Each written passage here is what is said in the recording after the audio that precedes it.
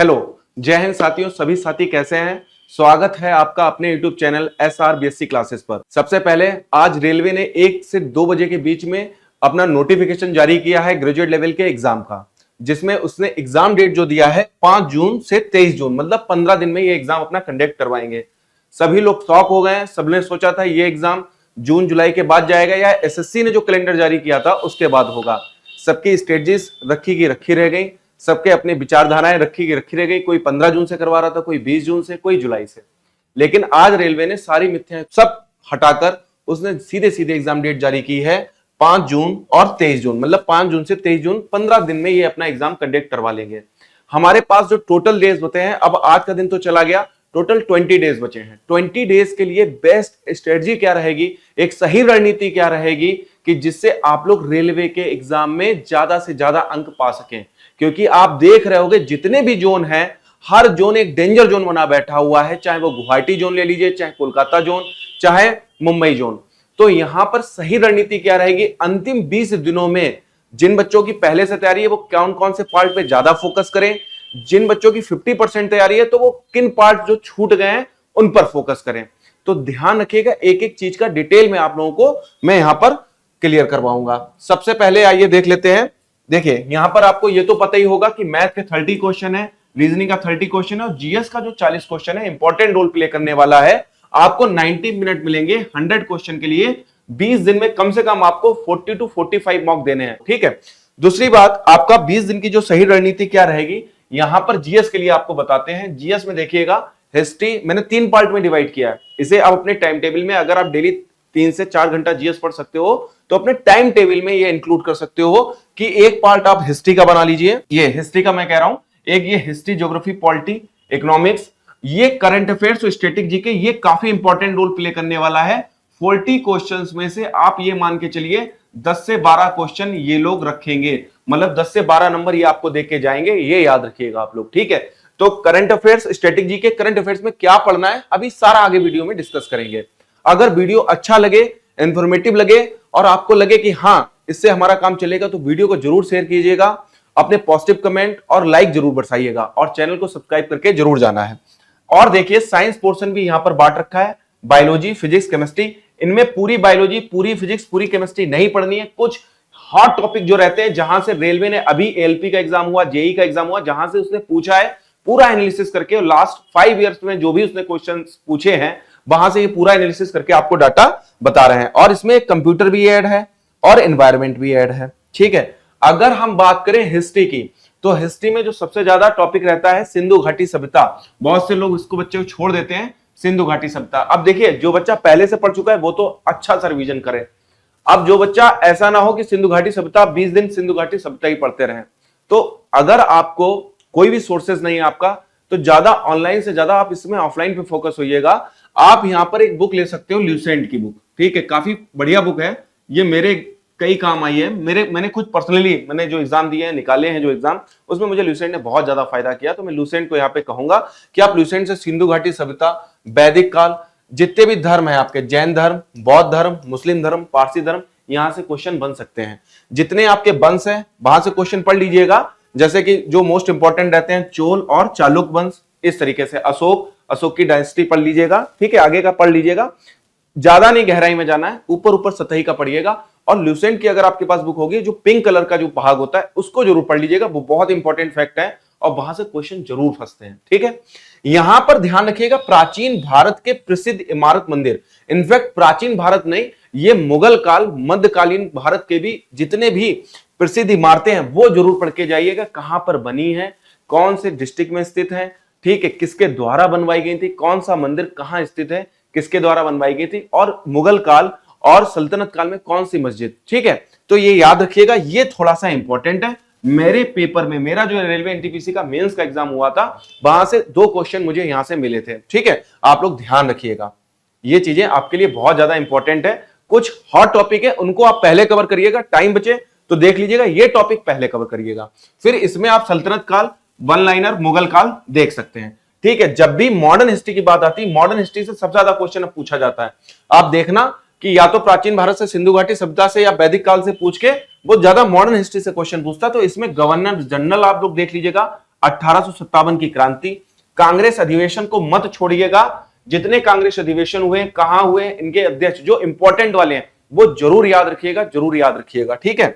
समाज सुधारक जितने आंदोलन हुए हैं 1700-1800 शताब्दी के दौरान वो जरूर याद करिएगा, वो भी इंपॉर्टेंट है। वो मुश्किल से 20 से 30 है, जितने भी पीवाईक्यू हैं प्रीवियस ईयर हैं उनको आप टेक्स्ट बुक पे जाके अटेम्प्ट करोगे ना तो वहां से आपको सब डाटा मिल जाएगा, ठीक है। फिर हम यहां पर देखे हैं जितनी भी उपाधियां दी गई थी, जो भी नारे लगाए गए थे वो, और भाई इनको आप मत छोड़ना। गांधी इरा, गांधी युग बहुत ज्यादा इंपॉर्टेंट है, गांधी युग को जरूर पढ़ लेना। गांधी युग के दौरान मतलब गांधी जी के दौरान जो भी घटनाएं हुई उनसे संबंधित, उनके द्वारा चलाए गए आंदोलन, ठीक है, वो सभी इंपॉर्टेंट है, ये ध्यान रखिएगा।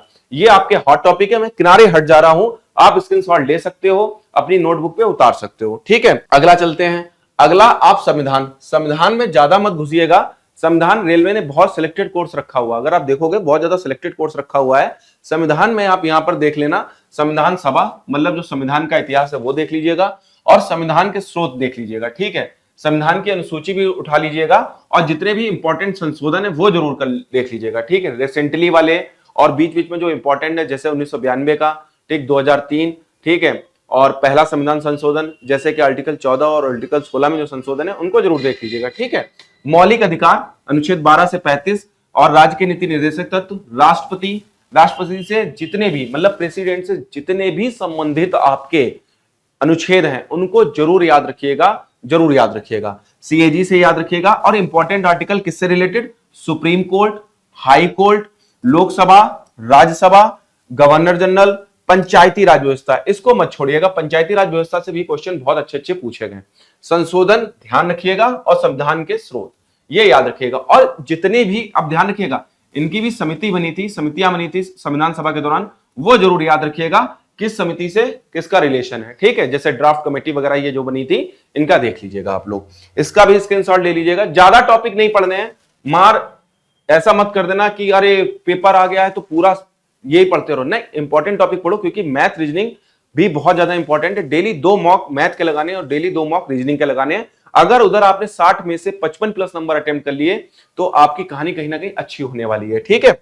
आप मेंस के लिए बुलाए जा सकते हो। ज्योग्राफी काफी मतलब काफी बड़ा है, वर्ल्ड ज्योग्राफी तो, और इंडियन ज्योग्राफी, तो इसमें आप सबसे पहले तो सोलर सिस्टम पढ़ लीजिएगा, और वातावरण, अपना जो एटमॉस्फेयर है, जो भी एटमॉस्फेयर में गैसें मौजूद हैं, ठीक है, जितनी भी लेयर है वो जरूर पढ़ लीजिएगा, ठीक है। फिर यहां पर अगर हम देखेंगे महासागर, नदियां आप लोग जरूर पढ़ लीजिएगा। नदियां से फिर पर्वत, इन्हें कोरिलेट करिएगा, दर्रे जितने हैं, और महाद्वीप, महाद्वीप से अकॉर्डिंग है मतलब घास के मैदान हो गए, खास किस्म की नस्ल की भेड़ें कहां पाई जाती है, इस टाइप से कोई क्वेश्चन बनते हैं। कॉफी का उत्पादन कहां ज्यादा होता है, चाय का उत्पादन कहां ज्यादा होता है, या राइस बॉल ऑफ वर्ल्ड कौन सा है, इंडिया का नहीं पूछ के वर्ल्ड का पूछ लेगा। उत्पादन के मामले में कौन सा देश अग्रणीय है, ठीक है, तो ये याद रखिएगा। और जनगणना भाई मत छोड़ना, ये हॉट टॉपिक है। जनगणना 2011 टीसीएस का सबसे हॉट टॉपिक रहता है, ध्यान रखिएगा, जनगणना को कोई मत छोड़ना। नेशनल पार्क और जितने भी टाइगर रिजर्व पार्क हैं ये भी याद रखिएगा, ये भी रखिएगा, ठीक है। मैं किनारे हट जा रहा हूं बार बार, आप स्क्रीनशॉट ले लीजिए, अपनी कॉपी पे नोट डाउन कर लीजिएगा। जो भी ये टॉपिक होते जाएं, आपका एक काम है, आप उनको टिक करते जाइएगा और शाम में रिवीजन जरूर कीजिएगा, ठीक है। चलिए अगला देखते हैं हम लोग।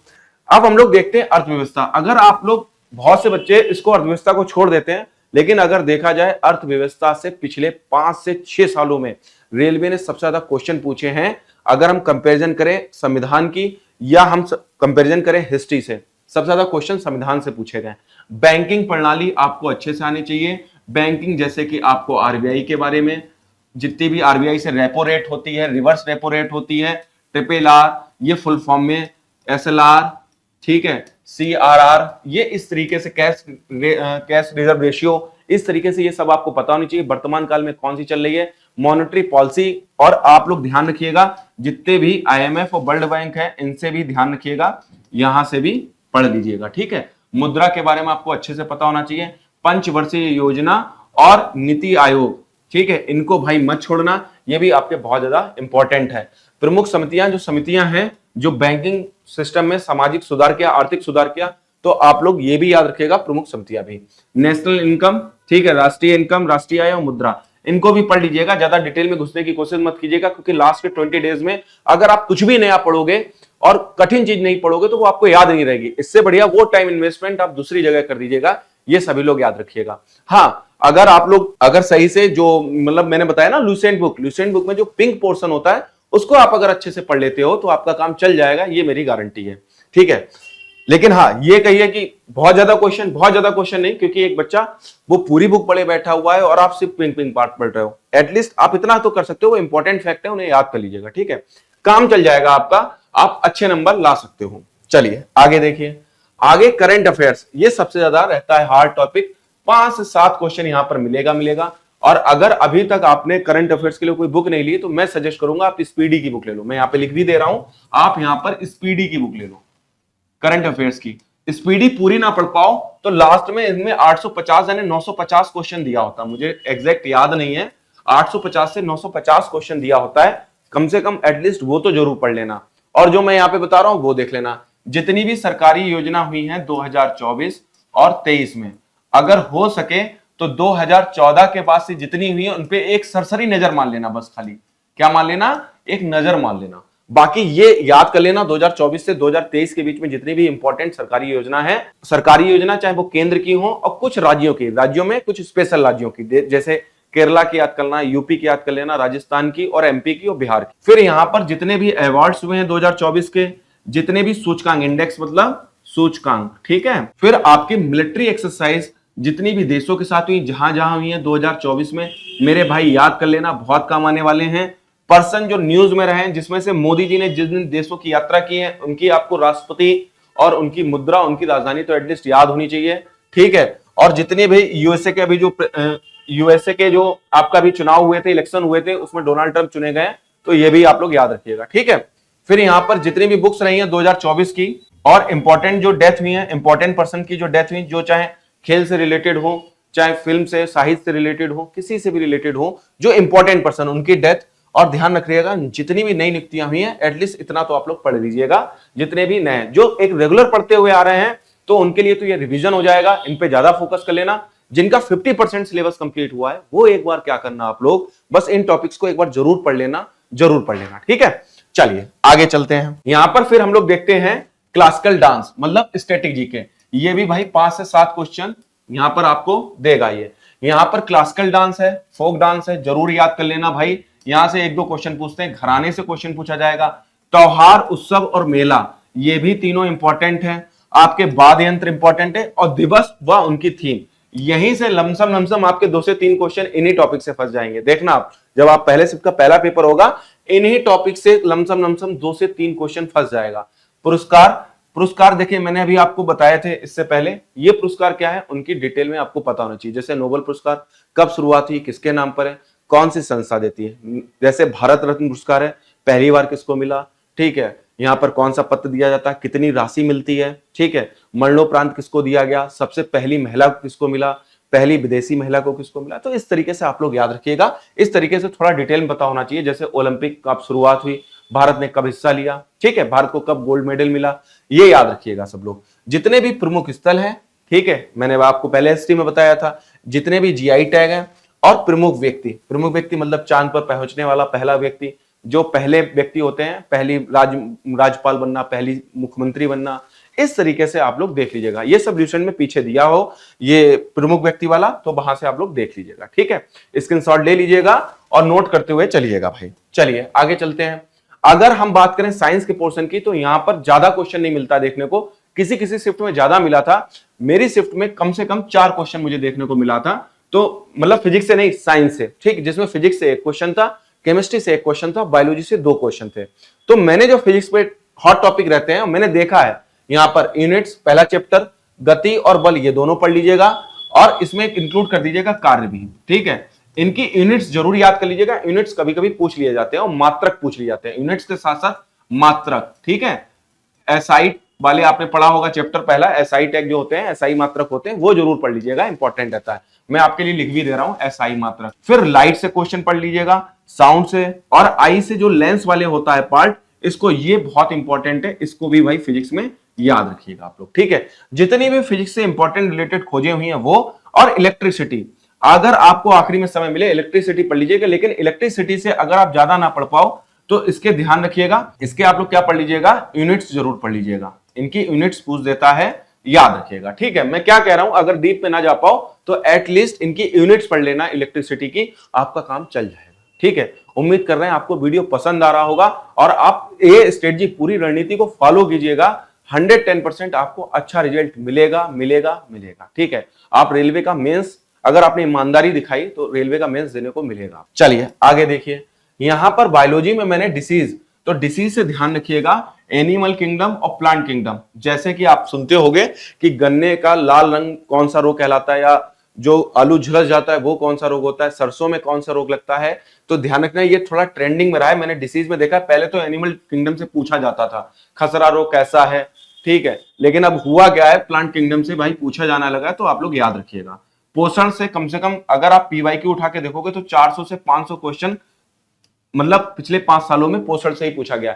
ये पोषण एक चैप्टर है, मतलब इसमें आपका फैट भी आ जाता है, विटामिन भी आ जाते हैं, प्रोटीन्स भी आ जाते हैं, न्यूट्रिशन भी आ जाते हैं, फिर इसमें लंबी याद, छोटी याद, सारी तरीके की आ जाती है, मतलब पूरा पोषण, आप जो खाना खाते हो, स्लाइवा ग्लैंड वगैरह ये सब आ जाता है। ठीक है, तो ये पोषण से 400-500 क्वेश्चन बन जाते हैं। फिर डाइजेस्टिव सिस्टम आता है, सेल पढ़ के जाइएगा, मिल जाएगा आपको। नर्वस सिस्टम और जितने भी किंगडम है इनको थोड़ा सा देख लीजिएगा, क्योंकि देखिए किंगडम में अगर ज्यादा डीप जाएगा तो आप बता नहीं पाओगे, जो नई न्यू कमर तैयारी है या जिन्होंने अभी तक किंगडम पढ़ा नहीं। हाँ, जो किंगडम एक बार पढ़ चुके हैं उनके लिए किंगडम ज्यादा टफ नहीं होगा। ठीक है, लेकिन हाँ फिर भी एक सरसरी नजर मान लेना, जैसे साइंटिफिक नेम जरूर याद कर लेना, वर्गीकरण के पिता कौन है, इस तरीके से सब चीजें आप लोग याद कर लीजिएगा। ठीक है, चलिए कमेंट करके सभी लोग बताइएगा वर्गीकरण के पिता किसे कहा जाता है। ठीक है, सब लोग कमेंट करिएगा, देखें आपकी तैयारी कैसी चल रही है। केमिस्ट्री में, हाँ बायोलॉजी में प्रमुख खोजें याद रखिएगा, ये जरूर याद रखिए, जैसे चेचक के टीके की खोज किसने की, पोलियो के टीके की खोज किसने की, ठीक है, कोशिका की खोज किसने की, इस तरीके से ये सारी खोजें भाई याद रखिएगा, पूछ लेता है। ठीक है, केमिस्ट्री में प्रमुख खोजें बहुत ज्यादा इंपॉर्टेंट है। ठीक है, और आपका कंपाउंड और ये गैसेस, एसिड, बेसिस, सॉल्ट और पीरियोडिक टेबल। हाँ, जो बच्चे नए हैं और जो साइंस स्ट्रीम से नहीं है तो पीरियोडिक टेबल पे ज्यादा टाइम वेस्ट मत करना मेरे भाई। बहुत से लोग चीख चीख के कहेंगे पीरियोडिक टेबल पढ़ लो, मुझे पता है पढ़ने के बाद आप वहां पे क्वेश्चन अटेम्प्ट नहीं कर पाओगे अगर उसने अच्छा खासा क्वेश्चन मार दिया। आप क्या फोकस कर लो, प्रमुख खोजों पे, कंपाउंड पे, गैसेस पे, एसिड, बेस, सॉल्ट पे। हाँ, कुछ मारती आपको ये कहते हुए मिलेंगे कि इसकी 90+ कट ऑफ जाएगी, 95+ कट ऑफ जाएगी, ऐसा बाबू कुछ नहीं है, ऐसा कुछ नहीं होगा, ये सिर्फ एक मिथ्याएं है। पेपर अच्छे से दीजिएगा, अगर बस ध्यान रखिएगा निगेटिव मार्किंग 1/3 की है, नॉर्मलाइजेशन का प्री में बहुत ज्यादा फायदा मिलता है, ये बात मैंने बोली है, अभी मैं बताऊंगा क्यों, ये बात ध्यान रखिएगा।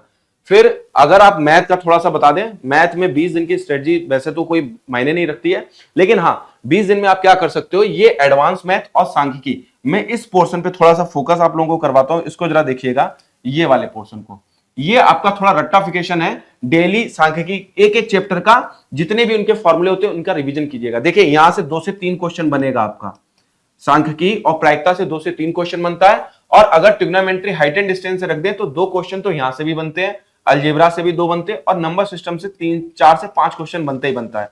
ज्योग्राफी से, सॉरी ज्योमेट्री से, ज्यामिति जिसे कहते हैं, यहां पर 2 से 3 क्वेश्चन देखने को मिलेगा, और मेंसुरेशन तो भाई इनका फेवरेट रहता है, और मेंसुरेशन 2D और 3D से 3 से 4 क्वेश्चन मिलेंगे। मतलब अगर आप खाली 30 क्वेश्चनों में वेटेज देखोगे, 15 से 18 क्वेश्चनों का वेटेज आपको एडवांस मैथ का मिलेगा। और एडवांस मैथ जिसको फार्मूले आते होंगे, जिन्होंने पढ़ रखे होंगे उन्हें पता है फार्मूले का यूज होगा, तो फार्मूले पढ़ रखे होंगे उनका काम बन जाएगा। बाकी एक तरीके से आप रिवीजन जब करना, जैसे कल से अगर आप रिवीजन करना तो percentage, profit and loss, SI CI जितने भी इनके फॉर्मूले हैं, आपने अगर नोट्स बनाए तो उनका रिवीजन करना, फिर उनसे क्वेश्चन लगाना, लेकिन ध्यान रखना मॉक टेस्ट आपको 2 जरूर लगाने हैं। चलिए आगे देखिए, अब मैंने यहां पर एक बात कही थी, जो एनटीपीसी ग्रेजुएट लेवल के बारे में बता दिया, एनटीपीसी अंडर ग्रेजुएट लेवल वाले भी बच्चे इसकी तैयारी कर सकते हैं, ध्यान रखना इस सिस्टम को कर लीजिए फॉलो, क्योंकि अंडर ग्रेजुएट लेवल वालों की भी जो मोस्ट एक्सपेक्टेड डेट है 1 से 20 जुलाई है।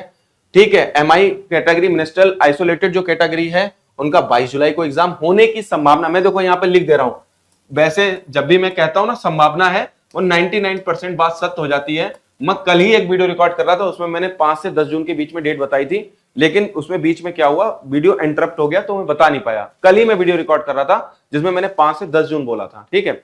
तो यहां पर देख लीजिए लेवल 1 ग्रुप डी। अब ये लेवल 1 ग्रुप डी ध्यान रखिएगा बच्चों, प्यारे बच्चों ध्यान दीजिएगा। यहां पर इसका सुप्रीम कोर्ट में ऑर्डर मई लास्ट 27 मई यानी 26 मई को सुनवाई है। यहां पर केस है 10th वर्सेस ITI। तो अभी ये मान के चलो ये डिपेंड्स ऑन कोर्ट ऑर्डर, मतलब जो कोर्ट ऑर्डर आएगा तब तक ये नहीं रहेगा, ठीक। यहां पर मैंने आपको एक बात बोली थी, नॉर्मलाइजेशन।